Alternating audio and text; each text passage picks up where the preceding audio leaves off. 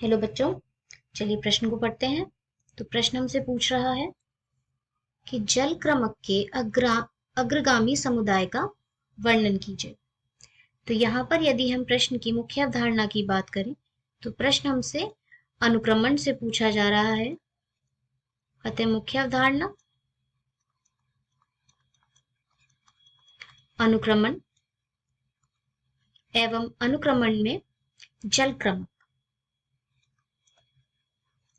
जब अनुक्रमण जल में हो तो उस प्रकार के अनुक्रमण को हम जल क्रमक कहते हैं। अतः हम जल क्रमक के बारे में बात करेंगे। तो जल क्रमक की विभिन्न अवस्थाएं इस प्रकार से रहती हैं।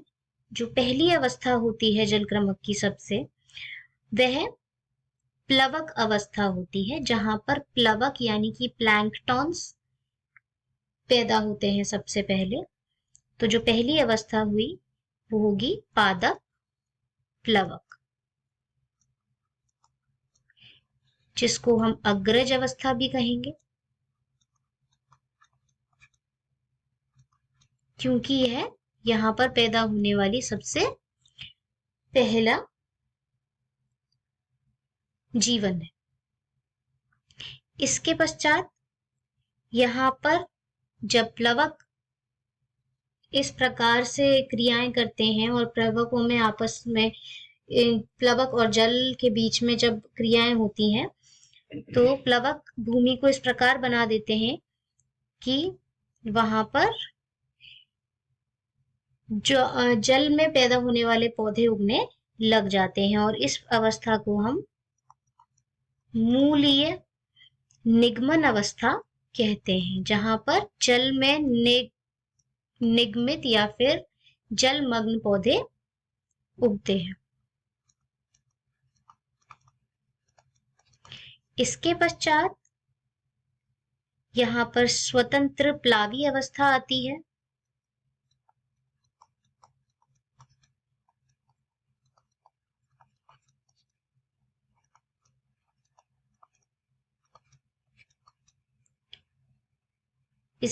यह स्वतंत्र प्लावी अवस्था में बहुत सारे ऐसे प्लवक पैदा होते हैं जो कि नाइट्रोक्सीकरण करते हैं, और जिसकी वजह से जो जल होता है वो कम होता चला जाता है और सूर्य का प्रकाश सीधे धरती पर मिलने लग जाता है। मतलब जल जो है वह छिछला होता चला जाता है, जिस कारण अब यह दलदल का स्वरूप ले लेता है, और इस अवस्था को हम कच्छ शाहल अवस्था या दलदल कहते हैं। कच्छ शाहल अवस्था।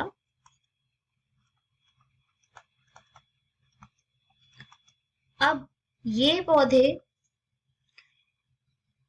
को अनुक्रमित किया जाता है अगले पौधों के झुंड द्वारा, जो कि इस प्रकार होते हैं कि उनका कुछ भाग, जिनको हम उभयधर्मी कहते हैं, जिनका कुछ भाग पानी के नीचे एवं कुछ भाग पानी के ऊपर होता है। पर इसके बाद जब मिट्टी सूखने लगती है तो वहां पर आती है वन भूमि अवस्था।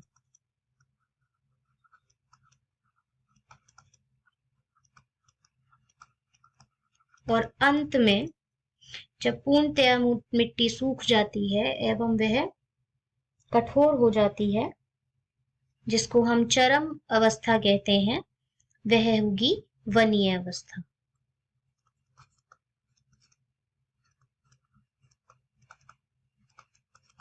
यह रहेगी चरम अवस्था। अतः इस प्रकार से अनुक्रमण पाया जाता है किसी भी जलीय भाग में। आशा है आपको समझ आया होगा। धन्यवाद।